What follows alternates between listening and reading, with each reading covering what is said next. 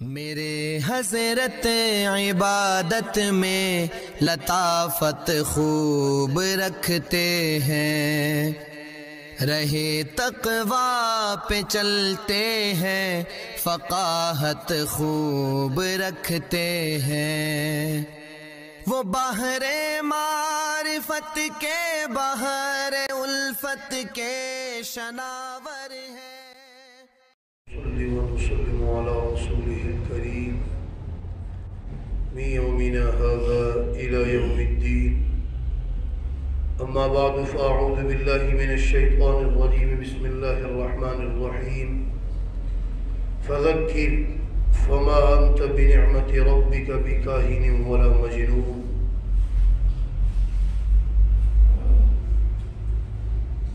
ماحول کا بڑا اثر ہوتا ہے۔ آج کل بھی بہت سے لوگ ہیں جو رسم و رواج سے بچنا چاہتے ہیں، لیکن ناک کا مسئلہ، برادری کا مسئلہ نہیں چھوڑتے، کہتے کیا کریں گے، برادری والا یوں کہیں گے، ناک اور برادری کی وجہ سے اپنا بیڑا غرق کر دیتے ہیں۔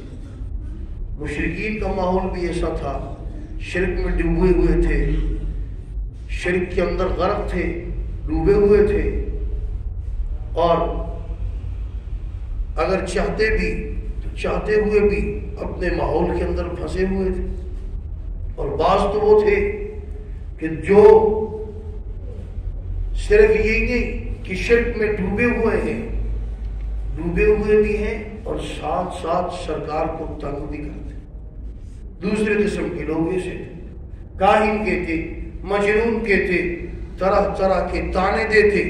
اسی کا ذکر ہے، اللہ تبارک و تعالیٰ نے اپنے حبیب کو خطاب فرمایا، فذکر، آپ نصیحت کیجئے، فما انت بنعمت ربک، آپ نہیں ہیں اپنے رب کے فضل سے، بکاہن، کاہن فال نکالنے والے نہیں ہیں۔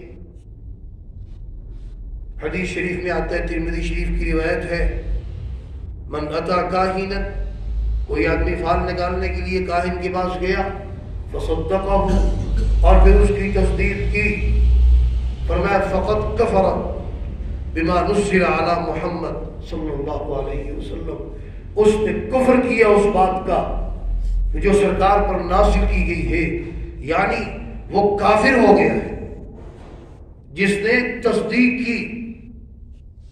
فال نکالنے والے کے پاس گیا، کاہن کے پاس، اور جس نے تصدیق نہیں کی، صرف دل لگی کے لیے کہا کہ بھئی ذرا دیکھو فال نکالو، فرمایا اس کی 40 دن کی نمازیں دن رات کی وہ ان کا اجر ضائع ہو گئی، 40 دن کی۔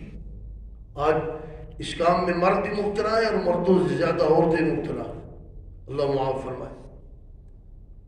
ایک حدیث میں پڑھ رہا تھا کہ آدمی کے یہاں جوتے ہو جاتے، حدیث ہے اپنے جوتوں پر نظر رکھو۔ جو آدمی اپنے جوتوں پر نظر نہیں رکھتا اس کے جوتے گم ہو جاتے ہیں، ڈبل گناہ گار، اپنی چیز کی حفاظت نہیں کی، اس کا بھی، اور حدیث چیز بھی ضائع کی، اسراف بھی ہوا۔ حدیث میں ہے کہ عین کے لفظ آتے ہیں، آئین، نظر کے نیچے رکھو اس کو۔ ہر ایک آدمی کا اپنا کام ہے اپنی چیز کی حفاظت کرنا۔ اب یہاں پر ہمارے مسجد کے اندر 3 دروازے ہیں، ابھی ہم 3 آدمی کہاں سے لے کر آئے، ایک ادھر کھڑا کریں، ایک ادھر کھڑا کریں، ایک ادھر کھڑا کریں۔ بہرحال بہت خیال کرنا چاہیے اپنی چیز اپنے پاس، اس کی حفاظت میں ہر آدمی اپنی چیز کی حفاظت کرے، کتنا آسان ہو گیا۔ تو فرمایا فما انت بنعمت ربک بکاہن ولا مجنون، اور نہ آپ مجنون ہیں، دیوانے نہیں۔ یہ آپ سن چکے ہیں یہ واقعہ کہ مشرکین نے یہ بات اتنی دور تک پھیلا دی تھی کہ ایک قبیلہ ہے، اس کے ایک بہت بڑے حکیم بھی تھے، شاعر بھی تھے، زماد ان کا نام تھا، وہ تلاش کرتے کرتے آئے کہ سنا ہے کہ مکہ کے متولیوں میں سے، کعبے کے متولیوں میں سے ایک کا بیٹا یتیم ہو گیا ہے، پوتا عبد المطلب کا، اس کے بیٹے، اس کے والد فوت ہو گئے بچپن میں، اور وہ دیوانہ ہو گیا ہے مال کی کمی کی وجہ سے۔ عجیب عجیب باتیں مشہور۔ چنانچہ وہ تلاش کرتے کرتے سرکار کے پاس کہا، میں آیا ہوں فی سبیل اللہ، میں آپ کی جو ہے آپ کی بیماری ہے، آپ کی میں دوائی دوں گا آپ کو، آپ کا علاج کروں گا فی سبیل اللہ، مفت میں آپ کا علاج کروں گا، اور اپنا تعارف کرایا میں فلاں فلاں ہوں، زماد میرا نام ہے، اور انشاءاللہ اللہ آپ کو لعل اللہ یشفیک فی یدی، اللہ میرے ہاتھ پہ آپ کو شفا عطا فرمائے۔ سرکار ہنسے، کہا کہ دیکھو مشرکوں نے یہ بات کہاں تک لوگوں تک پہنچا دی ہے، لوگ واقعی میں میرے بارے میں کیا سمجھ رہے ہیں؟ آپ نے فرمایا یہ جھوٹ کہتے ہیں، ایسی بات نہیں ہے، الحمدللہ میں ٹھیک ہوں۔ فرمایا لوگ کیوں کہتے ہیں، کس وجہ سے کہتے ہیں؟ آپ نے خود کو پڑھا الحمدللہ نحمدہ ونستعینہ الی آخری، جو آپ سنتے ہیں جمعے کے اندر، یہ خطبہ پڑھا، اس کے بعد آپ نے سورہ والسماء والطارق پڑھی۔ زماد جو کافر تھے آئے تھے کفر پر، اب جب سنا آنکھوں سے آنسو بہے، عرب تھے جانتے تھے، کہنے لگے میں خود شاعر ہوں، خطیب ہوں، مقرر ہوں، یہ کسی کا مخلوق کا کلام نہیں ہے، یہ خالق کا کلام، اور مسلمان ہو۔ فرمایا ام یقولون شاعر، کیا وہ کہتے ہیں کہ شاعر ہے؟ اب کس وجہ سے کہتے ہیں؟ آپ نے خود کو پڑھا الحمدللہ نحمدہ ونستعینہ الی آخری، جو آپ سنتے ہیں جمعے کے اندر، یہ خطبہ پڑھا، اس کے بعد آپ نے سورہ والسماء والطارق پڑھی۔ زماد جو کافر تھے آئے تھے کفر پر، اب جب سنا آنکھوں سے آنسو بہے، عرب تھے جانتے تھے، کہنے لگے میں خود شاعر ہوں، خطیب ہوں، مقرر ہوں، یہ کسی کا مخلوق کا کلام نہیں ہے، یہ خالق کا کلام، اور مسلمان ہو۔ فرمایا ام یقولون شاعر، کیا وہ کہتے ہیں کہ شاعر ہے؟ اب شاعر بھی نہیں، شاعر کہتے کچھ ہیں کرتے کچھ ہیں۔ دیکھیں اس صدی کا بہت بڑا شاعر ہے علامہ اقبال، ایسے شاعر صدیوں میں آتے ہیں، صدیوں بعد آتے ہیں، اس صدی کا بہت بڑا شاعر، لیکن اس نے بھی یہ کہا ہے گفتار پہ یہ غازی کردار پہ غازی بن نہ سکتا۔ بات تو اور ہے، کردار اور ہے، اللہ معاف فرمائے، انسان ہر انسان سے غلطیاں ہوتی ہیں، بہرحال کردار کا غازی بننا چاہیے۔ تو فرمایا شاعر کہتے ہیں نتربص، کہتے ہم انتظار کرتے ہیں ریب المنون، زمانے کی گردش کا۔ قل، آپ کہہ دیجئے تربصوا، انتظار کر دو، فإنی معکم من المتربصین، میں بھی تمہارے ساتھ انتظار کرنے والوں میں سے۔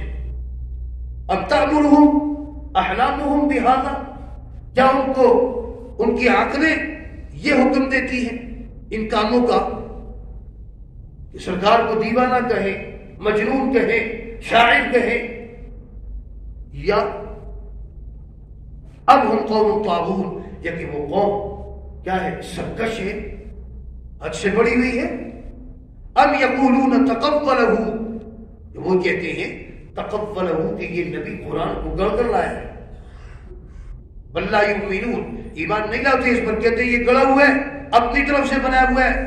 فلیأتوا بحدیث مثلہ ان کانوا صادقین، فرمایا لے آؤ اس جیسی مثال، اس جیسا بنا کر، اس جیسی بات، بحدیث مثلہ ان کانوا صادقین، اگر تم سچے ہو، کہتے ہو خود گڑھا ہے تو تم کیوں نہیں بنا کر لاتے؟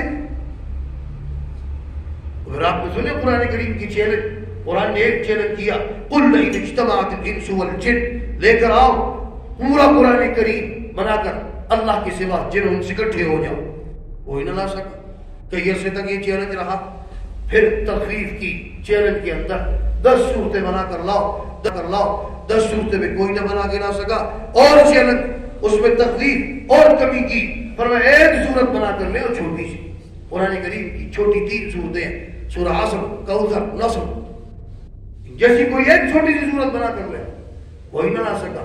پھر قرآن نے چیلنج کیا فَلْيَأْتُوا بِحَدِيثٍ مِثْلِهِ، یہ ایک جملہ بنا کر لے آؤ، فَلْيَأْتُوا بِحَدِيثٍ مِثْلِهِ، پورا قرآن نہیں لا سکے، 10 صورتیں نہیں لا سکے، ایک صورت نہیں لا سکے، اور ایک جملہ، ایک لائن بنا کر لے آؤ، فَلْيَأْتُوا بِحَدِيثٍ مِثْلِهِ إِن كَانُوا صَادِقِينَ، اگر تم سچے ہو، ایک جملہ بھی نہ لا سکتے، اور نہ لا سکتے۔ کئی صدیاں گزر گئی، چیلنج باقی ہے، قیامت تک رہے گا۔ ام خلقوا من غیر شیء، کیا پیدا کیے گئے ہیں بغیر کسی خالق سے؟ شے یہاں شے سے مراد خالق ہے، انہیں بغیر خالق کی پیدا کیے گئے ہیں۔ اب خلقوا من غیر شیء، اب ہم الخالقون، یہ وہ خود ہے خالق، خود پیدا کرنے والے ہیں۔ اب خلق السماوات والارض، کیا پیدا کیا انہوں نے زمین و آسمان کو؟ بل لا یوقنون، یقین نہیں رکھتے۔ بلکہ کیوں یقین نہیں رکھتے؟ کون ہے پیدا کرنے والا؟ ام عندهم خزائن ربک، کیا ان کے پاس ہیں رب کے، آپ کے رب کے خزانے؟ ام هم المسیطرون، یا اس پر مسلط کیے گئے، وہ داروغے ہیں؟ یہ جملہ ہے ام هم المسیطرون اور مسیطرون۔ توجہ، قرآن کریم میں ایسے 4 الفاظ ہیں، صاد کے اوپر چھوٹا سا سین لکھا ہوتا ہے، ایسے الفاظ 4 ہیں۔ ایک سورہ بقرہ میں ہے، دوسرا سورہ اعراف میں ہے، اور تیسرا یہ سورۃ الطور میں، اور چوتھا سورہ غاشیہ میں۔ سورہ بقرہ میں، سورہ اعراف میں ہے، وہاں پر صاد کے اوپر چھوٹا سا سین لکھا ہوا ہے۔ ہم قرآن تو پڑھتے ہیں لیکن قرآن کے اصول ہمیں نہیں پتہ، صاد کے اوپر چھوٹا سا سین لکھا ہوتا ہے۔ تو سورہ بقرہ میں، سورہ اعراف میں صاد کے اوپر سین لکھا ہے، وہاں صاد نہیں پڑھیں گے، چھوٹا سا جو سین لکھے سین پڑھنا ہے، پہلی 2 جگہ صرف سین پڑھیں گے۔ یہاں پر بھی قرآن کریم کھول کر دیکھیں، مسیطرون صاد کے ساتھ ہے اور اوپر چھوٹا سا سین۔ سورہ بقرہ میں، سورہ اعراف میں ہے، وہاں پر صاد کے اوپر چھوٹا سا سین لکھا ہوا ہے۔ ہم قرآن تو پڑھتے ہیں لیکن قرآن کے اصول ہمیں نہیں پتہ، صاد کے اوپر چھوٹا سا سین لکھا ہوتا ہے۔ تو سورہ بقرہ میں، سورہ اعراف میں صاد کے اوپر سین لکھا ہے، وہاں صاد نہیں پڑھیں گے، چھوٹا سا جو سین لکھے سین پڑھنا ہے، پہلی 2 جگہ صرف سین پڑھیں گے۔ یہاں پر بھی قرآن کریم کھول کر دیکھیں، مسیطرون صاد کے ساتھ ہے اور اوپر چھوٹا سا سین لکھا ہے۔ یہاں پر اجازت ہے، چاہے صاد پڑھے چاہے سین پڑھے، دونوں طرح پڑھ سکتے ہیں، مصیع مصیع دونوں طرح پڑھ سکتے ہیں۔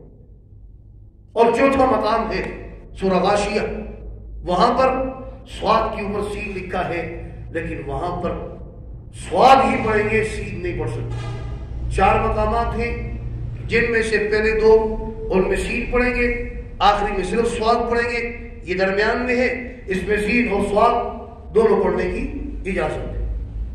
فرمایا ام لہم سلم، کیا ان کے پاس کوئی سیڑھی ہے؟